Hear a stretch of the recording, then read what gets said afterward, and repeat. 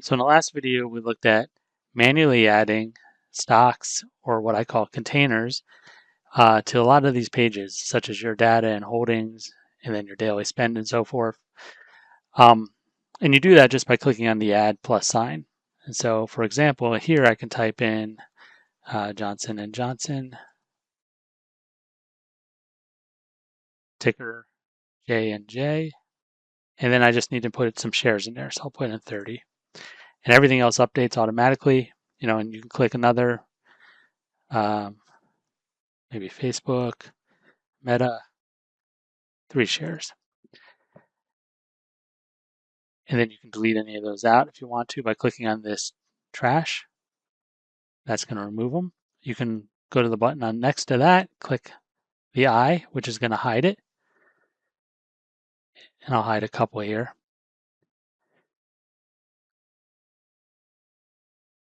And so what hide is doing is it's just bringing it to the top under hidden items. And by default, it's going to be collapsed, I believe. So just expand it and all the hidden ones are going to be there. And that's useful if you only want to be looking at a few of your stocks. Maybe there's ones that you want to keep an eye on that you potentially want to sell, and all the other ones you want to go ahead and put away in that hidden area, and you can do so. You just expand it and unhide them if you want to bring them back. So if I hide it, it's going to go up to the top under hidden items, and then I unhide it. Next to the I is notes. So if I click on that, you can type any sort of note in here.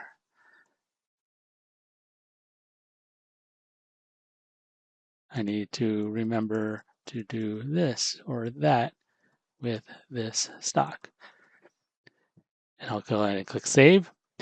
And you'll notice that there's a color change that's indicating that there's a note attached to it. That can be changed at any time. That one has a note as well.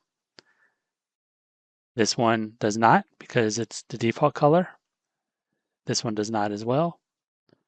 So you notice that these do not have any notes attached, whereby these ones do. So this one has a note, as I was pointing out before. And I think even more useful than that, you notice that a couple of these already have colors associated to them, is you can change colors. So you can just change the border color by clicking on this icon. That might be useful for helping you visually organize or categorize things such as ETFs or individual stocks and so forth. So at a glance, you know what everything is representing. And then you can reorder these. So, you can move things down within the list or up. So maybe I want Amazon to be at the top. I just click up and it's going to push all the way to the top of the list. Or maybe I want to move Meta up as well and bring that up to the top. So the list can be organized with those up and down arrows. You can go ahead and rename these by double clicking on them. So the header there, you can double click on, and I can just type Amazon in there, and that's going to change the asset name as well. So those are tied together. So my Amazon stock. You notice it's changing the header when I do that. Up top, you have hide custom, and I'm going to go ahead and click on that. But actually, before they do that, I'm going to delete this Johnson & Johnson one so you can see what happens. So when I click hide custom, you notice that you only get the blue or dynamic values. And what I mean by dynamic, these are values that are on every single container within your data. And they're usually associated with things that we can track for you in real time, such as stock prices and the total portfolio value and so forth. So I'm going to go ahead and show custom.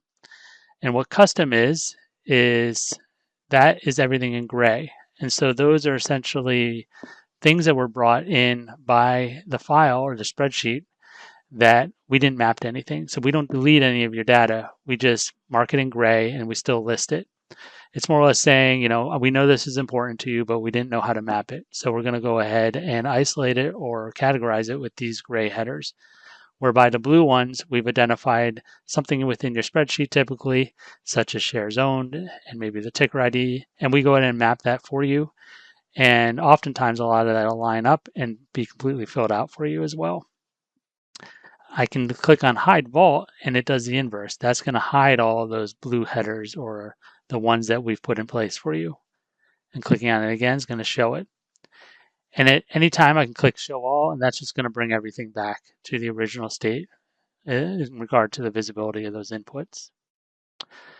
The last thing I want to point out is this ignore switch. If I click that on, what that's going to do is make it not considered within the total portfolio value. So by clicking it on, it's saying ignore what this is worth. I'll just turn those off.